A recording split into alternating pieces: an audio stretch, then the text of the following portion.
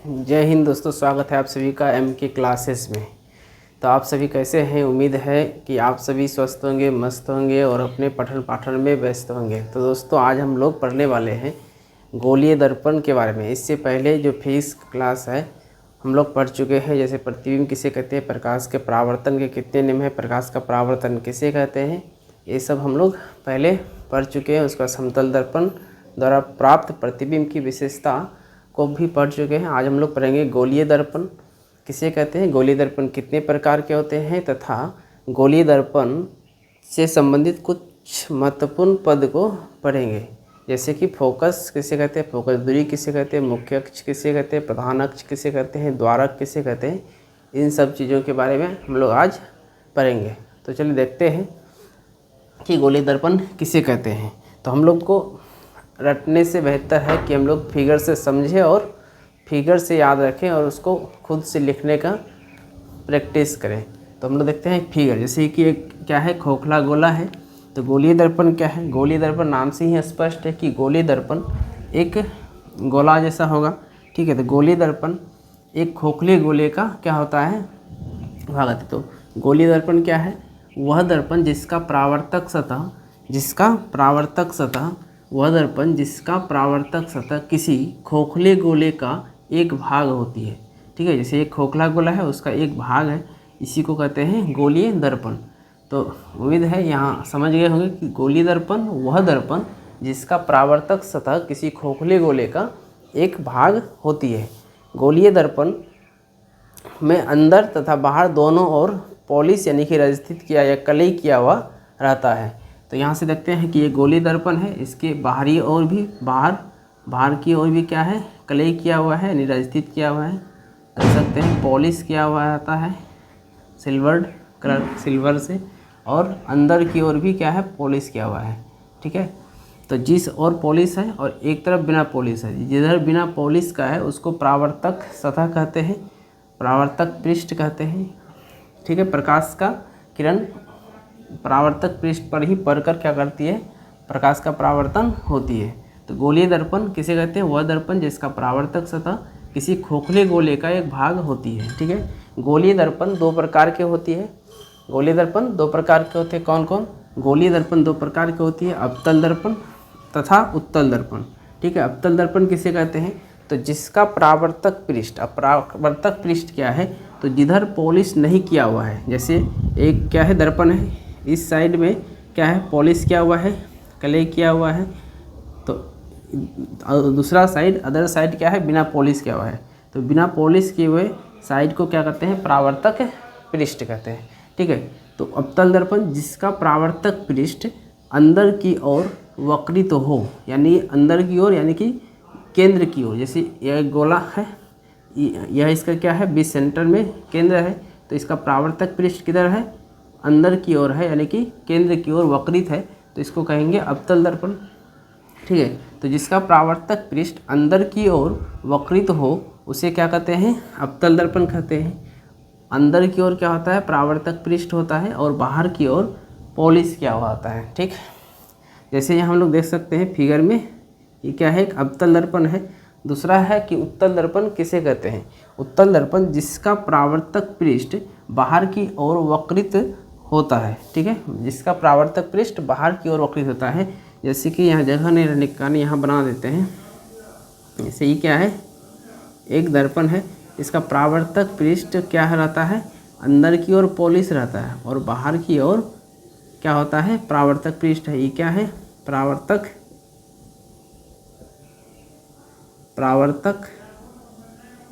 पृष्ठ है, यानी कि अवतल दर्पण का जस्ट उल्टा हम लोग कह सकते हैं। तो यहाँ देख के लिख सकते हैं। अब जैसे ये क्या है, अवतल दर्पण है, बाहर की ओर पॉलिश है, अंदर की ओर परावर्तक पृष्ठ है, तो जिसका परावर्तक पृष्ठ अंदर की ओर वक्रित हो, या फिर दूसरे भाषा में कह सकते हैं जिस दर्पण का बाहर की ओर रजिस्टित किया हुआ होता है उसे क्या कहते हैं, अवतल दर्पण कहते हैं। और जिस दर्पण का अंदर की ओर रजिस्टित यानी कि कलई किया हुआ रहता है, पॉलिश रहता है, और बाहर की ओर परावर्तक पृष्ठ होता है, उसको उत्तल दर्पण कहते हैं। तो जिसका परावर्तक पृष्ठ बाहर की ओर वक्रित होता है उसे क्या कहते हैं, उत्तल दर्पण कहते हैं, ठीक है। उम्मीद है यहाँ तक समझ में आ गया होगा। अब इसके बाद हम लोग देखेंगे कि गोलीय दर्पण में कुछ महत्वपूर्ण पद होते हैं, टर्म्स होते हैं, जैसे कि वक्रता केंद्र किसे कहते हैं, मुख्य फोकस किसे कहते हैं, प्रधान अक्ष किसे कहते हैं। तो चलिए हम लोग देखते हैं। तो चलिए देखते हैं कि गोलीय दर्पण में सामान्यतः प्रयुक्त होने वाले कुछ शब्द। गोलीय दर्पण में सामान्यतः प्रयुक्त होने वाले कुछ शब्द क्या है, तो हम लोग जानेंगे। ध्रुव क्या होता है, ध्रुव किसे कहते हैं, फिर मुख्य अक्ष, उसके बाद वक्रता केंद्र, वक्रता त्रिज्या। तो हम लोग यहाँ जैसे यहाँ देख सकते हैं कि एक क्या है, गोलीय दर्पण है। गोलीय दर्पण दो प्रकार के होते हैं, पहले बता चुके हैं। तो गोलीय दर्पण जिस खोखले गोले का भाग होता है उसके केंद्र को क्या कहते हैं, यहाँ वक्रता केंद्र है। पहले हम लोग फिगर से समझ लेते हैं। इसके खोखले गोले, जिस खोखले गोले का भाग होता है उसके केंद्र को वक्रता केंद्र कहते हैं, ठीक है। अब उसके बाद है ये ध्रुव। ध्रुव क्या है, तो दर्पण के ठीक मध्य बिंदु को क्या कहते हैं, ध्रुव कहते हैं। मध्य बिंदु को ध्रुव कहते हैं। और ध्रुव से वक्रता केंद्र के बीच की दूरी को, यहाँ से लेके यहाँ तक की दूरी को क्या कहते हैं, P से लेके C तक की दूरी को वक्रता त्रिज्या कहते हैं। और वक्रता त्रिज्या के ठीक मध्य बिंदु को क्या कहते हैं, फोकस कहते हैं, ठीक है, फोकस। और P से F तक की दूरी को फोकस दूरी। और द्वारक जो है, ये जो दर्पण है यानी कि परावर्तक पृष्ठ है, उस वृत्ताकार इसका व्यास जो है यहाँ से यहाँ तक को क्या कहेंगे, द्वारक कहेंगे। तो हम लोग देखते हैं कि ध्रुव किसे कहते हैं। ध्रुव हम लोग इसको इंग्लिश में पोल कहते हैं, P से डिनोट करते हैं। तो ध्रुव है कि परावर्तक पृष्ठ के परावर्तक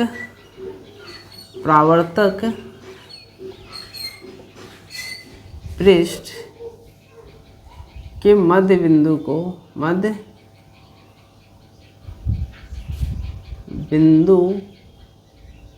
को दर्पण का ध्रुव कहते हैं, ठीक है। उसका है मुख्य अक्ष। तो मुख्य अक्ष क्या है, तो वक्रता केंद्र तथा ध्रुव से वक्रता केंद्र तथा ध्रुव से गुजरने वाली रेखा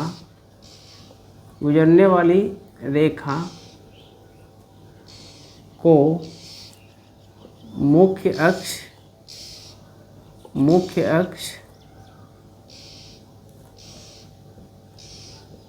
कहते हैं। मुख्य अक्ष कहते हैं, जैसे कि देख सकते हैं ये लाइन क्या है, गोलीय दर्पण का मुख्य अक्ष है, ठीक है। अब है वक्रता केंद्र। वक्रता केंद्र किसको कहेंगे, तो खोखले गोले का दर्पण जिस खोखले गोले का भाग होता है उस खोखले गोले के केंद्र को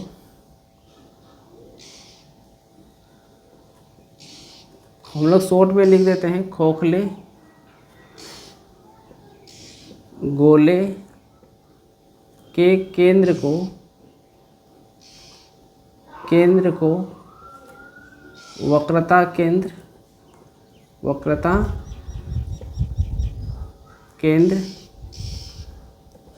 कहते हैं।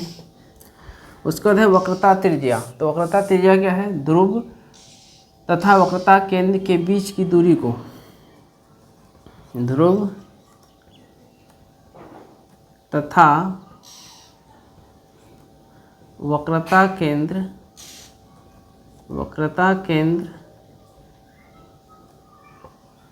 के बीच की दूरी को क्या कहते हैं, वक्रता त्रिज्या कहते हैं। वक्रता त्रिज्या कहते हैं, ठीक है। उसके बाद है फोकस दूरी तथा द्वारक यानी कि एपार्चर। फोकस दूरी को फोकल लेंथ कहते हैं। वक्रता केंद्र को इंग्लिश में सेंटर ऑफ कर्वेचर, वक्रता त्रिज्या को सेंटर ऑफ रेडियस। तो यहाँ से अब हम लोग देखेंगे फोकस दूरी। तो हम लोग को फोकस दूरी लिखने के लिए इसको थोड़ा सा साफ करना होगा, तो मिटा देते हैं। थोड़ा, यानी तो हम लोग ऐसे समझ लेते हैं फोकस दूरी क्या है, तो फोकस दूरी फोकस तथा ध्रुव के बीच की दूरी को क्या कहते हैं, फोकस दूरी कहते हैं। यानी कि यहाँ से इसकी दूरी को क्या कहते हैं, फोकस दूरी। अब है फोकस किसको कहते हैं, तो फोकस वक्रता त्रिज्या के ठीक मध्य बिंदु को क्या कहते हैं, फोकस कहते हैं। तो इसको हम लोग यहाँ से थोड़ा साफ कर लेते हैं ताकि लिख सकें। उम्मीद है यहाँ तक समझ में आया होगा, तो आप लोग नोट करते जाइए, एक प्रॉपर नोट तैयार हो जाएगा अगर नोट कर लेंगे तो। एक है फोकस दूरी, फोकस सबसे पहले फोकस देखते हैं कि फोकस किससे कहते हैं। फोकस, तो फोकस है वक्रता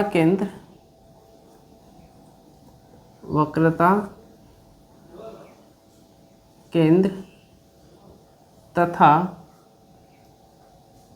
ध्रुव के मध्य बिंदु को क्या कहते हैं, मध्य बिंदु को फोकस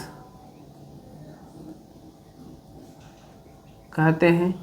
और इसे एफ से हम लोग क्या करते हैं, सूचित करते हैं फोकस दूरी को, फोकस को एफ से सूचित यानी कि डिनोट किया जाता है, करते हैं। अब है फोकस दूरी किसे कहेंगे, यहाँ से इसको हटा देते हैं। फोकस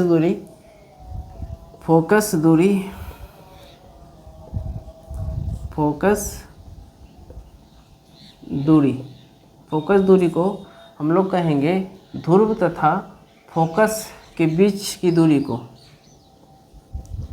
ध्रुव तथा फोकस के बीच की दूरी को फोकस दूरी कहते हैं।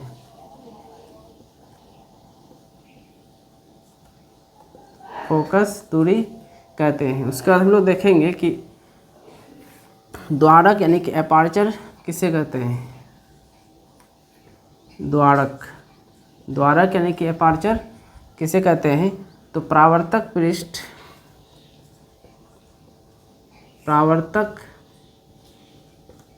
पृष्ठ के गोले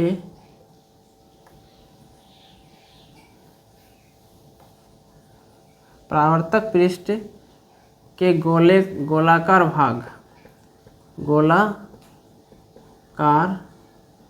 भाग के व्यास को द्वारक कहते हैं।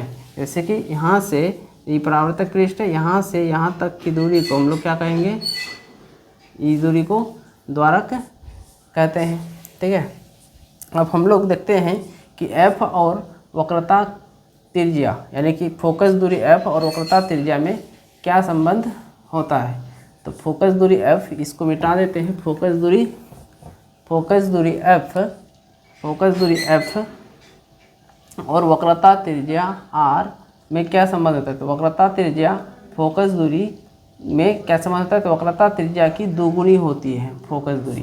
तो यानी कि 2f बराबर r, और यहाँ से लिख सकते हैं f बराबर क्या होता है, r/2। एक फॉर्मूला है, पूछता भी है। तो अगर कहेगा कि फोकस दूरी वक्रता त्रिज्या की दोगुनी होती है और फोकस दूरी वक्रता त्रिज्या की आधी होती है और वक्रता त्रिज्या फोकस दूरी की दोगुनी होती है, यानी कि f बराबर r/2।